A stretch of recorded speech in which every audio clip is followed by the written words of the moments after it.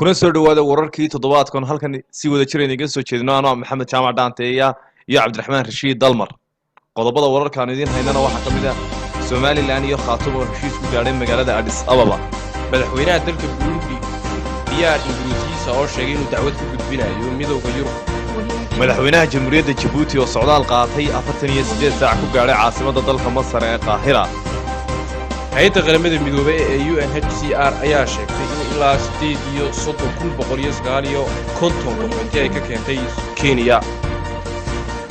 qodobada iyo qodobo kale ayaad ku maqli doontaan haatan iyagoo fidsan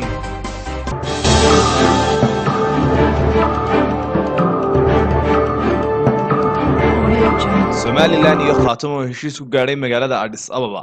wadahadaladii magaalada Addis Ababa ee xarunta dalka Ethiopia uga socday xukuumadda Somaliland iyo maamulka Khartoum ayaa lagu gaadhay heshiis ka kooban 11 qodob heshiiskaas oo labada dhinac u kala saxeexeen wasiirka arrimaha dibadda ee Somaliland Dr. Saad Ali Shire iyo gudoomiyaha baarlamaanka Khartoum Maxamuud Sheekh Cumar dhinacyadan ayaa markii ay ku soo guryo noqdeen magaalooyinka Hargeysa iyo Buuhoodle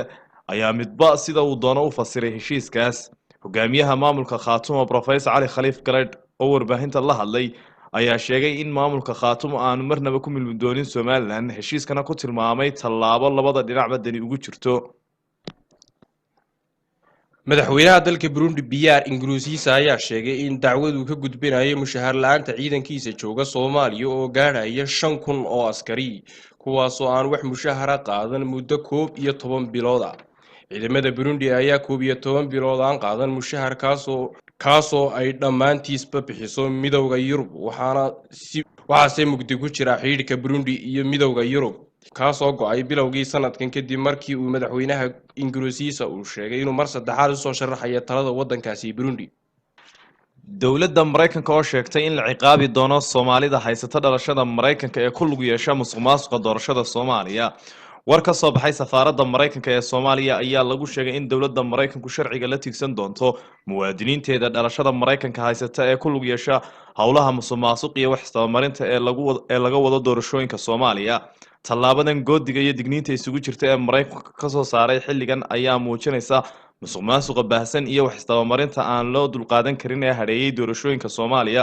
sidoo kale xubnaha beesha caalamka ee Soomaaliya taageera ayaa ka hor yimi go'aankii madaxda madasha wada tashiga qaranku ku kordhiyeen xubnaha aqalka sare ee ahaa 54 sida dastuurka kumeel gaadhka ay dhigayo kana dhigeen 72 beesha caalamka ayaa tallaabadan kordhinta ku tilmaamtay mid dhaawacaysa dastuurka dalka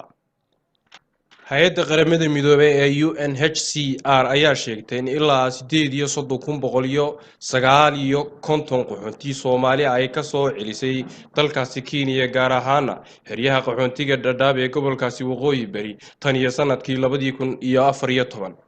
UNHCR ayaa khamiistii toddobaadkan xustay in bishan December ay ku dhawaad 2,000 oo qaxoonti Soomaali ah ku soo celisay magaalooyinka Muqdisho, Kismaayo, Baydhabo iyadoo adeegsanaysa duulimaadyo diyaaradeed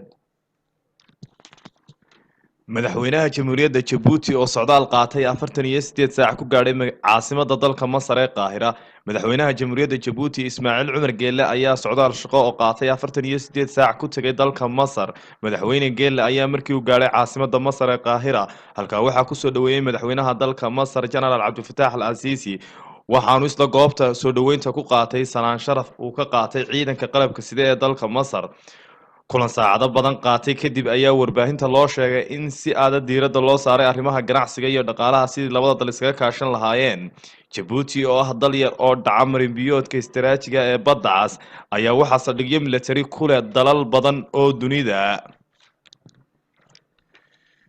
wararka naga soo gaaraya toddobaadkan magaalada Muqdisho ayaa waxa ay sheegayaan inuu dab khasaare geystay ka kacay xarun ganacsi oo ku taala isgoyska Albaraka ee degmada Hodan dabkan ayaa yimid kadib markii la gubay goob khashinka lagu kaydiyo oo ku ag dhaweyd goobta ganacsi ee gubatay mid ka mid ah dadka deegaankaasi oo idaacadda Risaalo oo aan warkan ka soo xiganay u sheegay inuu dabkani geystay khasaare hantiyeed waxaana gubtay goobtaasi ganacsi ee uu dabku ku qabsaday وهاجاك dhageystayaal halka nagala socotaan waa dhexnimo.media.com inta waxay noogi wararkii toddobaadkan idila socodsiinaynay anigoo ah Cabdiraxmaan Rashiid Dalmar iyo waliba Maxamed Jaamac Dhaante iyo dhanka farsamadana waxay noo joogay Baxsan Xirsi Yaasiin Mastar Qaran intayna toddobaadkan kiisa kale ku kulmi doono waxaan idinkaga tagaynaa dhamaantiin dhamaantood sidaa iyo nabadgelyo